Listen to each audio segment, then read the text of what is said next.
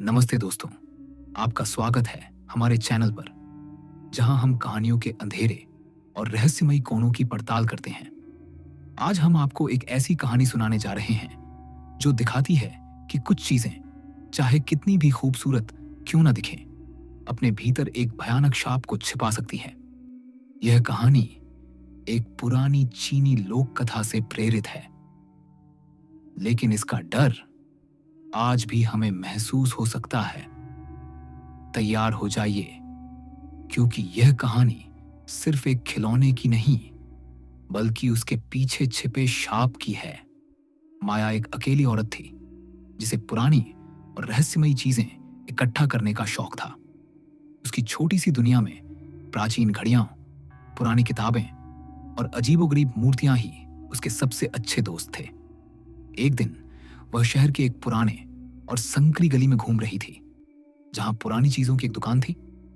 दुकान के बाहर ही एक टूटा फूटा कांच का शोकेस रखा था, जिसके अंदर धूल से सना हुआ एक छोटा मिट्टी का खरगोश रखा था। यह कोई साधारण खरगोश नहीं था। उसकी आंखें काली और गहरी थीं, जैसे किसी अथाह कुएं का पानी हो, और उसके कान अजीब तरह से मुड़े हुए थे, जैसे कि वह किसी पीड़ा में हो। माया को वह खरगोश बहुत पसंद आया। उसने दुकान के मालिक से पूछा कि वह उसे क्यों बेच रहा है। बूढ़ा दुकानदार डर भरी आंखों से उसे देखने लगा। मेम साहब, उसने कांपते हुए कहा, यह सिर्फ एक मिट्टी का खिलौना नहीं है। यह शापित है। जिसे भी इसने अपनी ओर खींचा, वह कभी खुश नहीं रह पाया। यह किसी की किस्मत को अपने अंदर खींच लेता है। माया, जो इन बातों पर यकीन नहीं करती थी, हंसने लगी। यह सिर्फ एक पुराने खिलौने को बेचने का तरीका है, उसने सोचा। उसने खरगोश को खरीद लिया और उसे अपने घर ले आई। उसने उसे अपने स्टडी रूम की मेज पर रख दिया, जहां वह हर रोज काम करती थी। उस दिन के बाद से माया की जिंदगी बदलने लगी। शुरू में तो छोटी छोटी चीजें हुई। उसकी सबसे पसंदीदा क्रिस्टल का गिलास अचानक टूट गया। अलमारी में रखी किताबें एक के बाद एक गिरने लगीं। लेकिन माया ने इन सब बातों पर ध्यान नहीं दिया। उसने इसे सिर्फ संयोग मानकर अनदेखा कर दिया। असली डर तो तब शुरू हुआ जब उसे अपने कानों में फुसफुसाहटें सुनाई देने लगी। जब वह अकेली होती थी, तो उसे लगता था जैसे कोई उसका नाम पुकार रहा हो। वह पीछे मुड़कर देखती, लेकिन वहां कोई नहीं होता था। एक रात माया ने एक भयानक सपना देखा।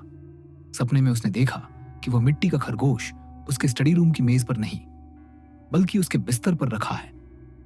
अचानक खरगोश में एक गहरी दरार आ गई और उसमें से एक काला, बदबूदार तरल पदार्थ निकलने लगा।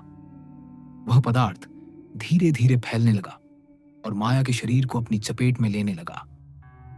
वह चीखना चाहती थी, लेकिन उसके गले से कोई आवाज नहीं निकली। वह जाग गई। उसका पूरा शरीर पसीने से भीगा हुआ था और उसकी सांसें तेज चल रही थीं। अगले दिन जब उसने डरते डरते स्टडी रूम में झांका, तो उसकी आंखें खुली की खुली रह गईं। उस मिट्टी के खरगोश की गर्दन पर एक पतली सी दरार थी, जिसमें से काले तरल पदार्थ की एक बूंद टपक रही थी। यह ठीक वैसा ही था जैसा उसने सपने में देखा था।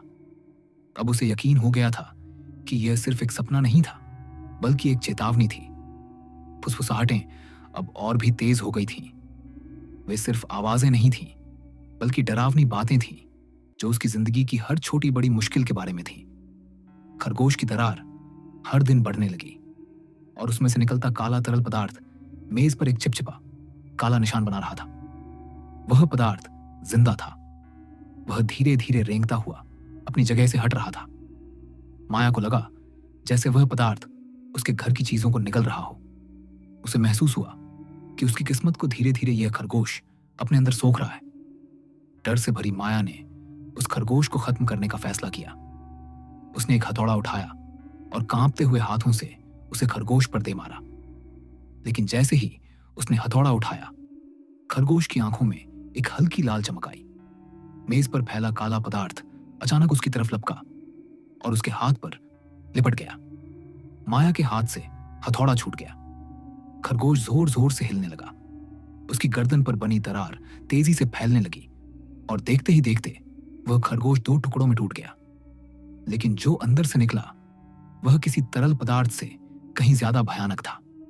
उस काले पदार्थ ने अब एक नया विकृत रूप ले लिया था। वह एक जिंदा, सांस लेता हुआ भयानक सा जीव बन गया था। वह अपनी भयानक आवाज में बोला, तुमने मुझे जागृत किया है, अब तुम मेरी हो। इसके बाद क्या हुआ यह कोई नहीं जानता। क्या माया उस शाप से बच पाई, या वह भी उस खरगोश की तरह एक भयानक किस्मत में फंस गई? यह एक ऐसा सवाल है जिसका जवाब आज तक किसी के पास नहीं है। अगर आपको यह कहानी पसंद आई तो वीडियो को लाइक करें, शेयर करें और हमारे चैनल को सब्सक्राइब करें, ताकि आप ऐसी और रहस्यमयी कहानियां मिस न करें।